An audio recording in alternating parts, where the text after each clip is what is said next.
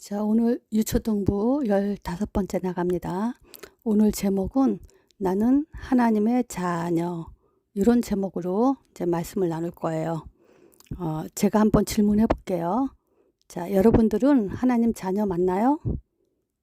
그렇게 물어보면 여러분들은 분명히 네, 저는 하나님 자녀 맞아요 라고 대답할 거예요. 그러나 이제는 그렇게 대답하면 여러분들은 사실 때에 따라서 하나님 자녀인가? 라는 의심을 할 때가 올 거예요. 기분 좋을 때는 하나님 자녀고 예배드리고 찬양하고 말씀 들을 때는 하나님 자녀가 맞은 것 같아요.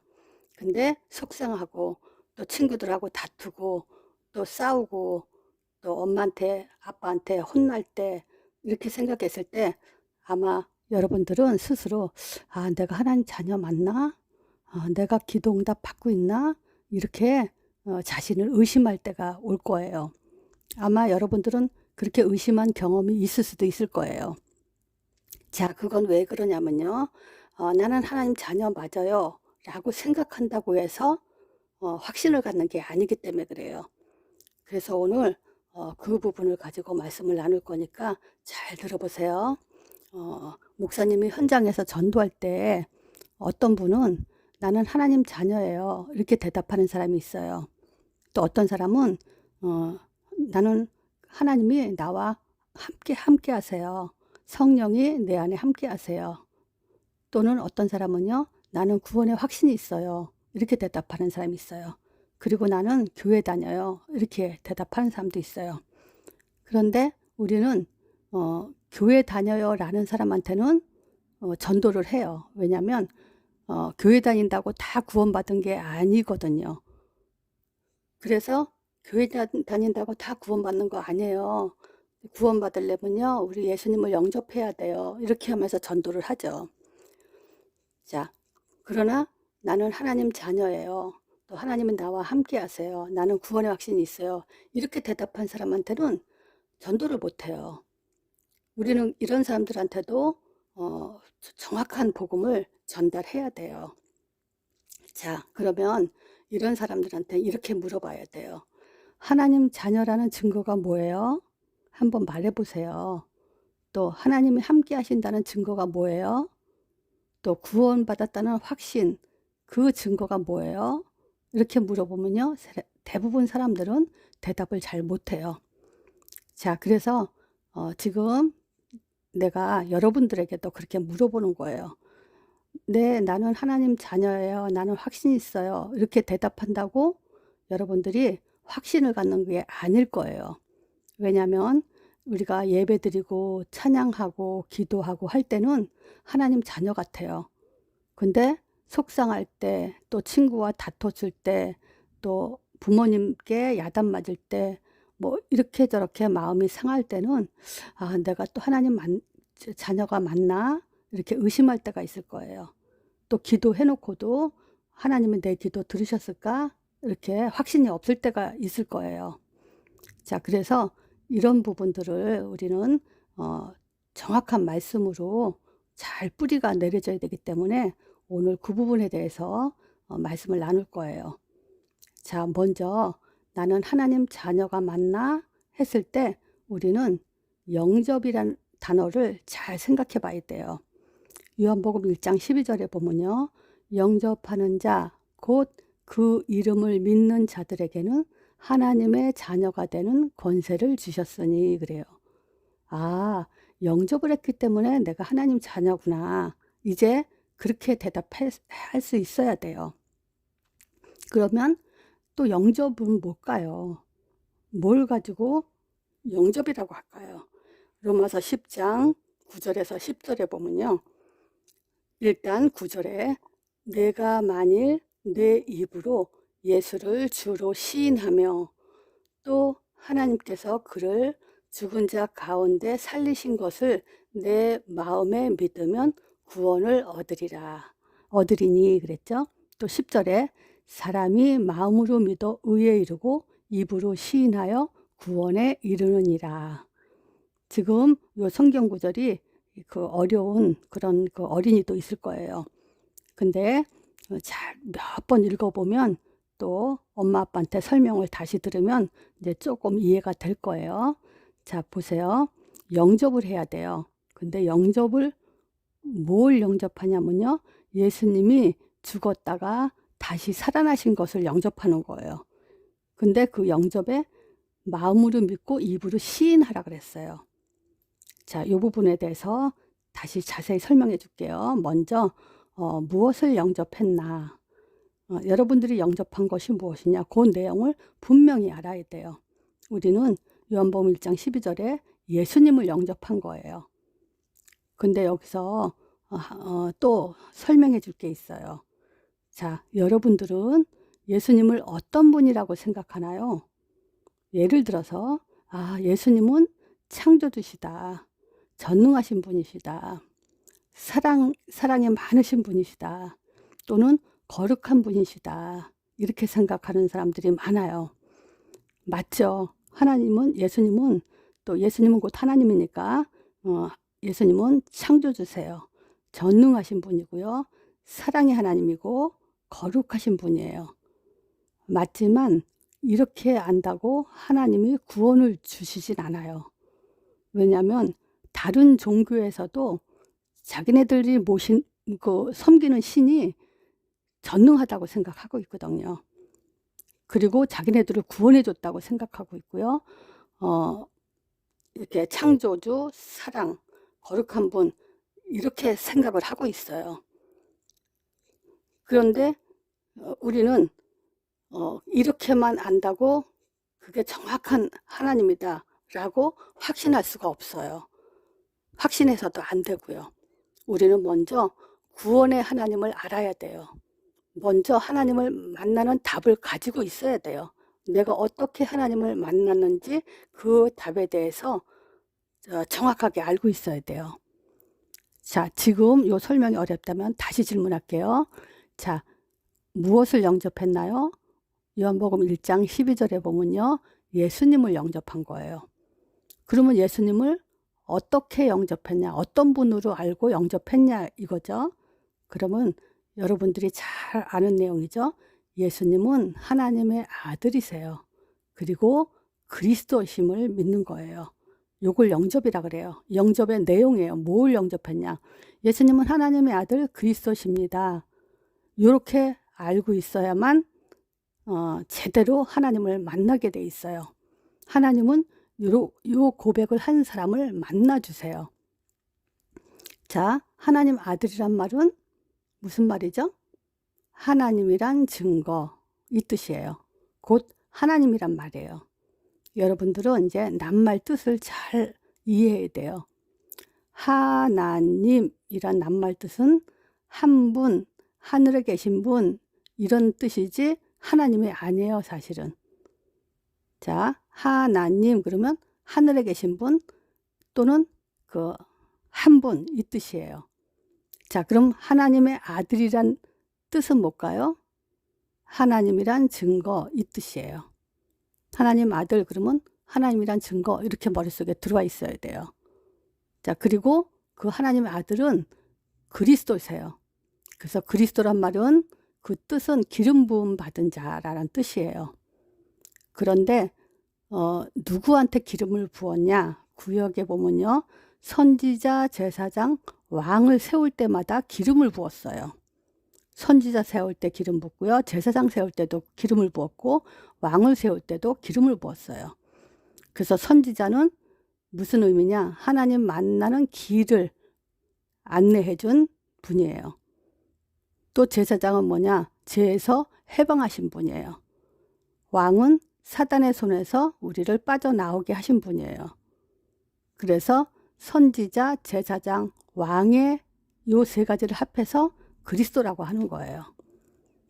자, 그리스도란 말이 무슨 말인지 알았죠? 기름 부음 받은 자란 뜻인데 곧 선지자, 제사장, 왕이란 뜻이에요. 그래서 여러분들은 선지자가 뭐 하는 분이고 제사장이 뭐 하는 분이고 왕은 뭘 하셨는지 그거를 또 이번에 잘 소화를 시켜야 돼요. 선지자는 뭐죠? 하나님 만나는 길을 여신 분. 제사장은 죄에서 해방하신 분, 왕은 사단의 손에서 빠져나오게 하신 분. 자, 요게 바로 지금 그리스도란 말이에요. 그래서 다시 물어볼게요. 여러분은 지금 무엇을 영접했죠? 예수님이 하나님의 아들 그리스도이심을 영접한 거예요. 자, 여기서 우리가 복습을 좀 해볼게요. 왜 예수님이 그리스도의 일을 하셔야 되는가? 왜 예수님이 하나님 만나는 길을 열고 죄에서 해방시키시고 사단의 손에서 빠져나오게 하셨는가? 우리는 구원받아야 되기 때문에 그래요. 그래서 구원이 무언가? 구원이 뭔가요? 창세기 3장 1절에서 6절 세 가지 문제를 해결하는 거예요. 창세기 3장 1절에서 6절 요 세 가지 문제는 어떤 문제죠? 하나님 떠난 문제, 죄 가운데 빠진 문제, 사단한테 잡힌 문제예요. 자, 다시 한번요. 창세기 3장 1절에서 6절에는 세 가지 문제, 인간의 근본 문제라고 하죠. 이 근본 문제 세 가지가 우리에게 처음부터 아담의 그 범죄 후에 우리 인간에게 가진 근본 문제예요. 하나님 떠난 문제, 불순종했죠. 선악과 먹지 말라 그랬는데 선악과를 먹는 불순종을 했어요. 그래서 죄 가운데 빠져 사단한테 잡혀버렸죠. 자, 그래서 지금 하나님 떠난 사람을 하나님 만나게 하는 게 구원이에요. 또 죄에서 해방받게 하는 게 구원이에요. 또 사단의 손에서 빠져나오게 하는 게 구원이에요. 그래서 예수님이 선지자, 제사장, 왕의 일을 하신 거예요. 자, 다시 한번요. 구원이 뭔가요? 그러면 하나님 떠난 인간이 하나님 만나는 거, 죄에서 해방받는 게 구원이에요. 또 사단의 손에서 빠져나오는 게 구원이에요. 그래서 예수님이 하나님 떠난 인간을 하나님 만나게 하시는 선지자세요. 또 죄에서 해방하신 그 제사장이세요. 또 사단의 손에 잡혀있던 우리를 사단의 손에서 건져내신 분이 바로 왕이신 그리스도예요. 자, 그래서 그리스도와 인간의 근본 문제 세 가지는 사실 같이 설명이 돼야 돼요. 같이 이해가 돼야 돼요. 이 부분을 부모님들이 따로따로 띄어서 한 주 동안씩 설명을 잘 이렇게 해주세요. 그러면 아이들이 또 그거를 잘 기억할 수 있게. 하나님 아들이란 뜻이 뭐냐, 그리스도라는 말 뜻이 뭐냐 해서 세 가지 나오게 하고요. 또 구원이 뭐냐, 이렇게 이런 것들을 한 주 동안 이렇게 자꾸 질문해서 대답할 수 있게 그렇게 이제 애들을 복습을 시켜주시면 돼요. 그러니까 이 메시지는 애들한테 조금 어렵더라도 자꾸 듣게 할 수밖에 없어요. 자꾸 듣다 보면 어느 날인가 이제 스며들게 돼 있죠. 자, 그래서 지금 무엇을 영접했냐는 영접의 내용을 말한 거고요. 그러면 이제 어떻게 영접했냐 이거죠. 어떻게 영접했냐? 로마서 10장 9절에서 10절에 보면요. 마음으로 믿고 입으로 시인해야 된다 그랬어요. 근데 마음은 안 보이거든요. 그러면 입으로 시인하는 것이 마음으로 믿는 거라고 이제 이해가 돼야 돼요. 자, 다시 입으로 시인하게 하는 거예요. 따라하게 하는 거예요. 그런데 요한복음 1장 12절에 보면요. 영접한 자 곧 그 이름을 믿는 자들이라 했어요. 예수 이름을 믿는 자들. 그래서 예수 이름 고백을 지금 애들한테 이렇게 설명해 주시면 돼요. 자, 입으로 시인해야 되는데 어떻게 시인해야 되냐? 예수 이름은 하나님의 이름이다. 첫 번째. 그리고 또는 하나님의 아들이죠. 예수님은. 자, 예수 이름은 하나님의 이름입니다. 그렇게 이해가 돼야 되고요. 그래서 두 번째, 예수 이름 부르면 하나님이 들으신다. 또 세 번째, 예수 이름 부르는 자에게 하나님은 구원을 주십니다. 또 예수 이름 부르는 자에게 하나님은 부활의 능력, 승리를 주시죠. 승리를 주십니다. 또 사도행전 1장 8절 요 땅끝까지 증인되도록 성령인도 받는 자들에게 응답을 주시고 미래를 보장해 주시죠. 그래서 어떻게 영접했냐? 입으로 시인하는 거예요. 다시 어떻게 시인하냐? 예수 이름은 하나님의 이름입니다. 내가 예수 이름 부를 때 하나님이 반드시 들으십니다. 또 예수 이름 부를 때 하나님은 나에게 구원을 주십니다. 또 예수 이름 부를 때 부활의 능력으로 우리에게 승리를 주십니다. 또 예수 이름을 사도행전 1장 8절에 땅끝까지 증인된 삶을 살 때 또는 성령인도 받을 때 내 기도에 응답을 주시고 미래를 보장해 주실 줄 믿습니다. 요게 지금 입으로 따라하게 해서 이렇게 입으로 시인한 것, 이것이 바로 영접의 방법이에요. 우리는 믿음의 방법을 잘 몰라서 많이 갈등하죠. 신앙생활 하면서.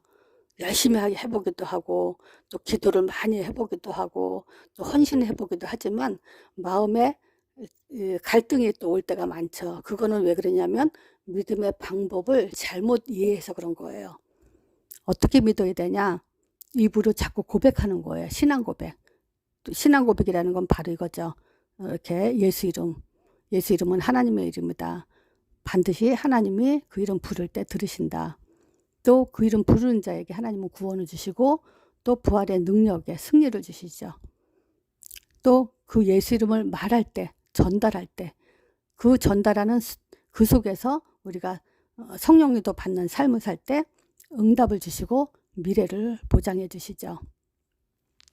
자, 이렇게 내가 하나님 자녀가 되는 그 두 가지, 무엇을 영접했고 어떻게 영접했냐 또는 어떻게 믿었냐, 이제 요 두 가지가 이제 애들한테 잘 뿌리내리도록 그렇게 한 달 동안 도와주셔야 돼요.